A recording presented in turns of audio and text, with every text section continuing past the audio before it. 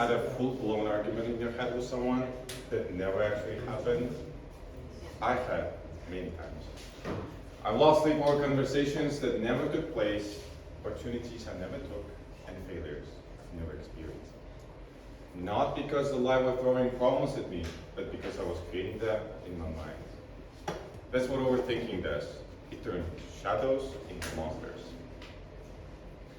Overthinking is when your brain decides to treat a thought like it's an emergency. You start small. What if I fail? What if I'm not good enough? Or what if they don't like me? And suddenly, you're spiraling, imagining every possible scenario that I could mess it up. Overthinking isn't a problem solving, it's a problem creating. A few years ago, I was offered to lead one project. It wasn't huge, but it was a good step forward. And I knew if I'll be able to accomplish it successfully, I'll have tons of knowledge and tons of experience.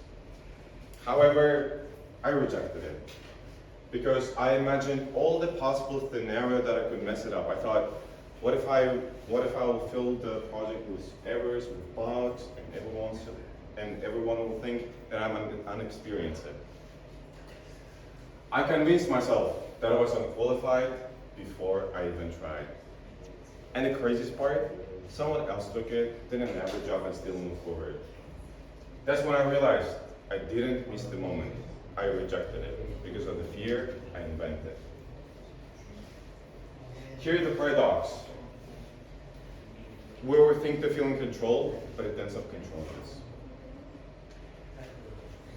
There's a part of the brain called prefrontal cortex.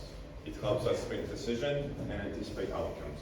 But when overactive, it entraps us in an endless loop of what ifs.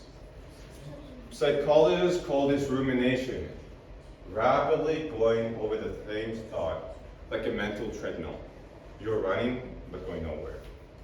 And the more you do so, the more anxious you become, and it gets harder to take action. Here's the paradox. We overthink to feel in control, but it ends up controlling us. So, what helped me? First, I started writing down my thoughts. Not typing, but writing. Something powerful happens when you write down your thoughts. You'll see how some of it is irrational. Yes, writing is hard. Personally, for me, it takes a few hours or even days to write down my thought or idea. However, you'll understand that before writing it down, it seems so big, it seems so confusing, so awful.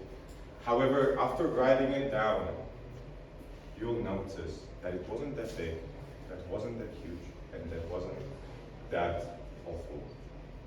Second, I started asking myself the simple questions. Is it the real story or is it the real problem or just a story that I'm creating? Most of the time, it's just a story, yes, a scary one, but fictional. Asking yourself the simple questions, analyzing your thoughts, why are you thinking like that, will help you to understand yourself better and will help you to get to the core of the problem. Once I just ask myself, like, yes, am I being worried over something that could happen in the future? And it could happen, and it couldn't. Being worried of something that doesn't exist for now, it's just an illusion for now. Isn't that strange? Third, I started taking action even when I felt unsure, because clarity doesn't always come before action. Sometimes it comes from an action itself.